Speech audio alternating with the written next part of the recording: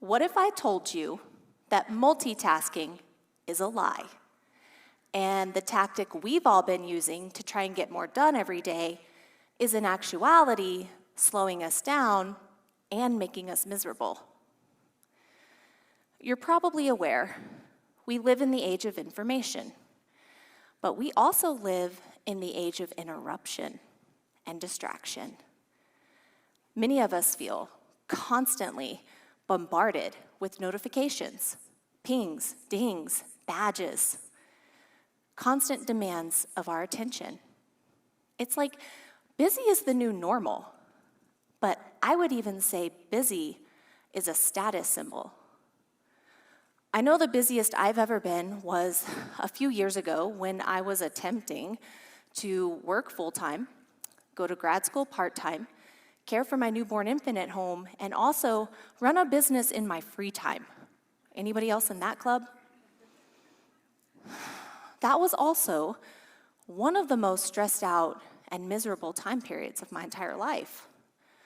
During that time, since I was in grad school and had to do research anyway, I got curious about these feelings of anxiety and overwhelm, like if I had all these great things going for me, why was I still so miserable? And as I was reading, researching, I came across something really interesting in the literature. I learned that multitasking is physically impossible for the human brain. We cannot focus on more than one thing at a time. It takes more cognitive effort to switch back and forth between two things than it would to just pick one and get it done. Yes, we can manage to listen to a podcast while we clean the house, but coherently replying to an email while also listening to somebody speak in a Zoom meeting, well, we're not doing as good a job as we think we are. What we're actually doing is not multitasking. It's called continuous partial attention. Continuously paying partial attention to everything happening to and around us during the day. The difference here is subtle. Multitasking is something we do to save time or be more efficient. Kind of like how I always used to practice this talk in the shower. I can run through this in my head while I'm taking a shower. Doesn't take a lot of thought to wash my hair. However, continuous partial attention is driven by a need to feel connected. It's associated with the fear of missing out.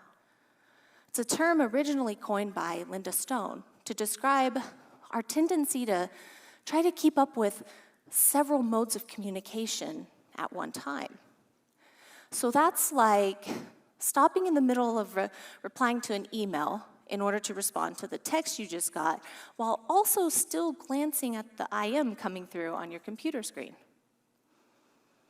Both of these things, continuous partial attention and multitasking, require the brain to pick one thing to focus on and then switch back and forth between the two, or the three, or the four, however many things we have going on at once.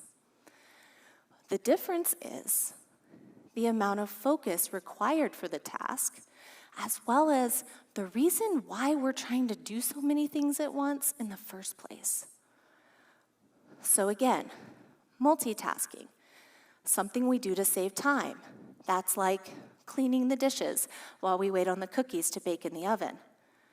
It's not responding and reacting to every single notification, message, email, phone call, text that we could get during the day. Kind of like my daughter with her phone on her scooter. She's very dangerous, y'all. You should watch out. So, you may be asking, Lindsay, what's the big deal? Everybody's doing this. This is how we have to keep up, and we've been doing it this way for years. But that's exactly the problem. Over time, this constant reactivity becomes our default mode. We've created a habit out of being perpetually on and available. This is changing the neural pathways in our brains. The more we try to keep up with all the technological communication coming at us, the more we forget how to engage in meaningful face-to-face communication. And this is damaging our ability to create and maintain genuine relationships. Consider a study that was done by the Kaiser Foundation in 2018. At that time, about 1 in 5 Americans reported that they always feel lonely, about 20%. Fast forward to January 2020, and that number jumps to 3 in 5, 60% of Americans saying they always feel lonely. And that was before the pandemic hit this country. All of this is complicated by the fact that notifications on our phones and computers elicit a dopamine response. Dopamine is the chemical associated with really pleasurable activities like eating something really delicious, gambling and winning, or having sex. It's the reward chemical that keeps us coming back again and again and again. So responding to notifications can be more than a habit. It can be downright addictive. In fact, nearly 50% of Americans admit they feel addicted to their phones, half of us. So we know our phones are ruling our lives. We know we feel overwhelmed and overworked, but we tell ourselves, as soon as things calm down at work, as soon as the kids start school or go to college, as soon as I can just get ahead, then I'll calm down. Then I won't be so busy. But does life ever slow down? We have to make a choice to make a change. We can't go on like this, addicted to our phones, constantly feeling lonely. We don't have to be slaves to our phones, to our jobs, to our own endless to-do lists. Making a choice to make a change is a great first step.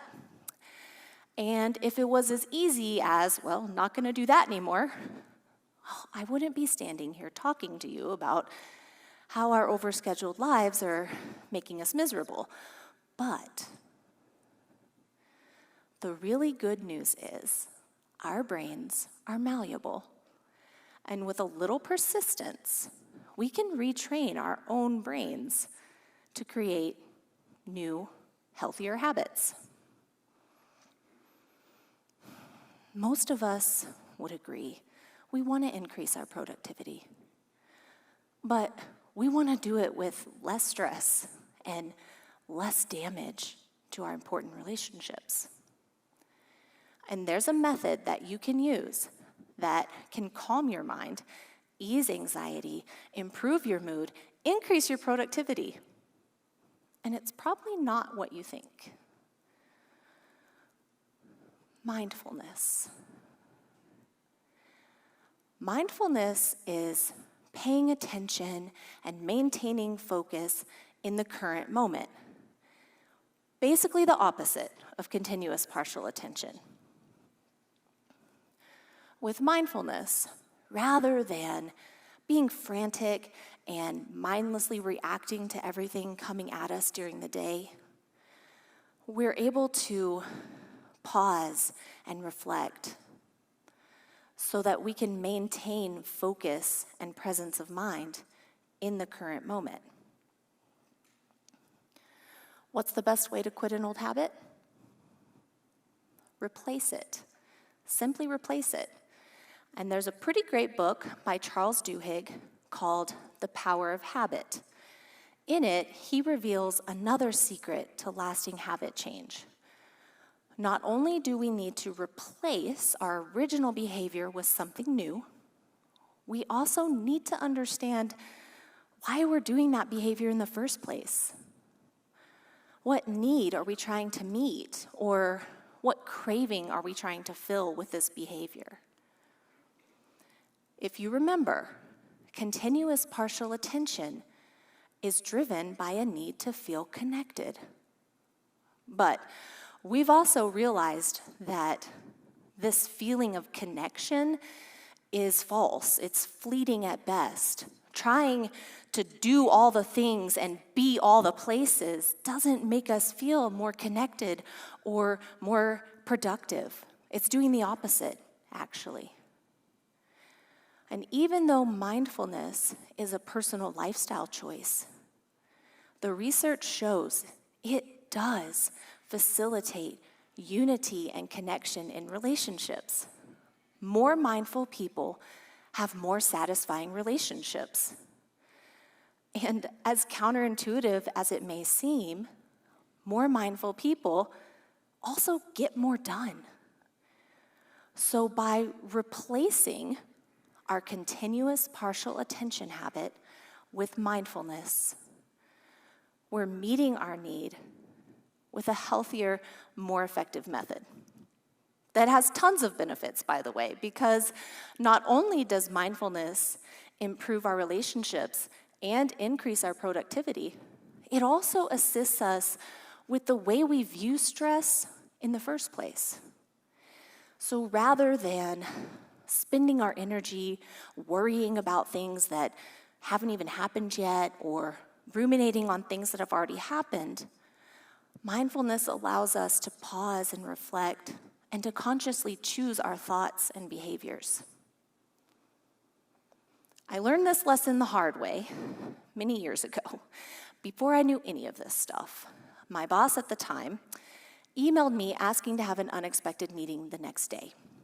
And my autopilot response at that time was to immediately start freaking out, like, what have I done wrong?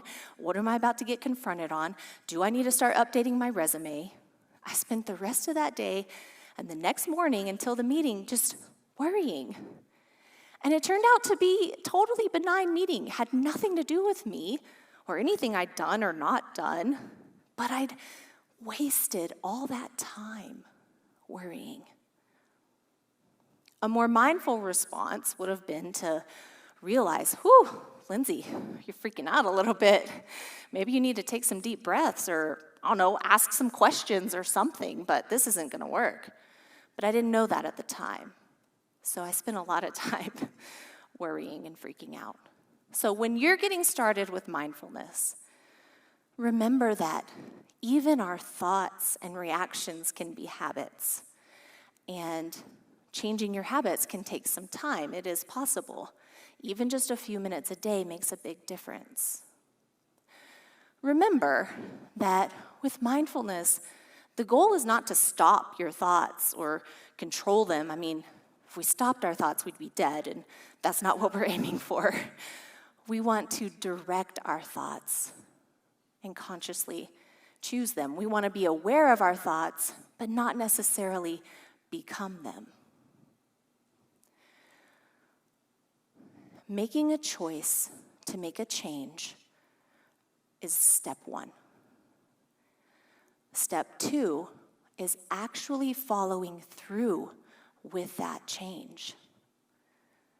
Do we really want to continue living stressed out, frantic, lonely lives? I know I don't.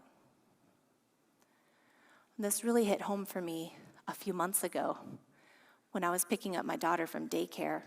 And again, she was one of the last kids there because, again, I had worked late. And as her teacher's walking her to the door, she's grabbing her backpack, and my daughter gestures at me and says, "Yeah, that's my mom. She works all the time." And I had to hold back tears all the way to the car because that is not the image I want my daughter to have of me. That is not the image I want my daughter to have of what it means to be an adult. I want her to live a calm, peaceful, balanced life. I want you to live a calm, peaceful, balanced life. But understand that multitasking doesn't exist in this world of technological overload and distraction. Continuous partial attention is making us miserable and damaging our relationships. Something has to change, and I believe it's us. Thank you.